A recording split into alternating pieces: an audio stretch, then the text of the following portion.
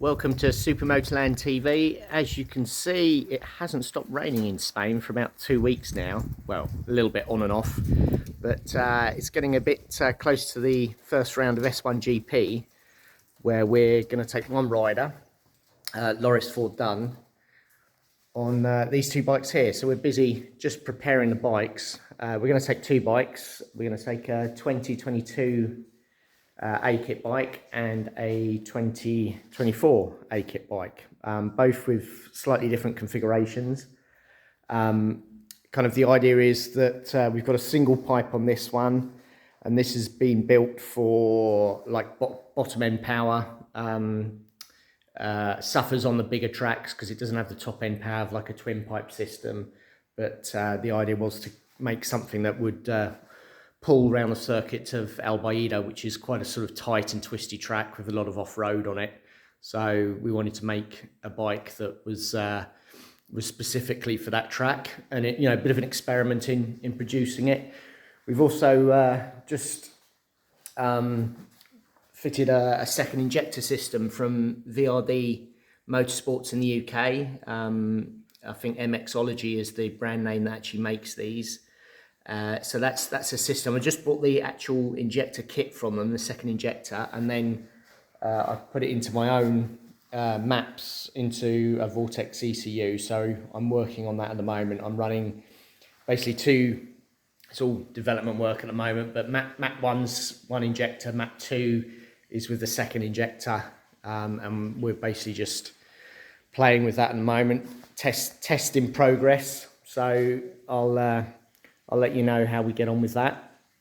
And then on this bike, the 22 bike, which is a really powerful bike, we ran that at Moradebra a few weeks ago and it won. So it's a big fast track. So this is more sort of top-endy bike, got the twin DVRs on it. Little bit worried that it might not make the noise test, hence we have the latest version as well. But obviously we'll be working on that to get it through technical control. They are allowed a bike with those pipes. The latest DVRs have I don't think you can see in there, but they have like another baffle in there. So this bike will be pretty quieter. Should pass the noise test because there's supposed to be a lower level set for the noise test this year by the FIM. But how they test and how they police it is always a little bit up in the air, so we'll see how we get through. Hopefully we get both bikes through no problem, because obviously we do know how to sort of suppress the noise a little bit. And then he's got the choice of these two bikes. We've got bits coming. This is why this is in parts at the moment. We've got a full, for the 22 bike, we've got a full rear spider linkage with adjustable foot to go on the bottom of the shock as well.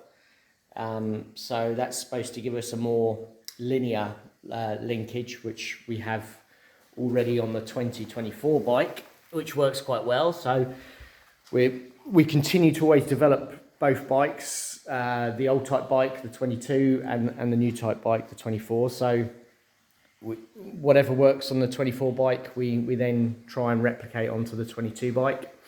We got some SPS fork feet coming for this bike. At the moment we've got the OEM fork feet, so we'll be swapping across to these ones. And we'll be getting some Spider triple clamps to this bike as well. They're on the way. So again, it'll be the same as this bike. So we'll end up with two bikes, similar spec with suspension and settings, but totally different engine specs, so that Loris Ford Dunn can basically ride them both and choose between the two. Hopefully, if the weather clears up, we'll get out this weekend at Albaida, but the track itself is telling us that the dirt section is just way too flooded to use at the moment, so it needs a few days of sunshine to dry everything out. But yeah, that's we're a week and a half away from the first round of the S1GP. That's where we stand at the moment, really waiting on parts coming in. And I'll give you another update next week once we've got the bikes built up. Till next time.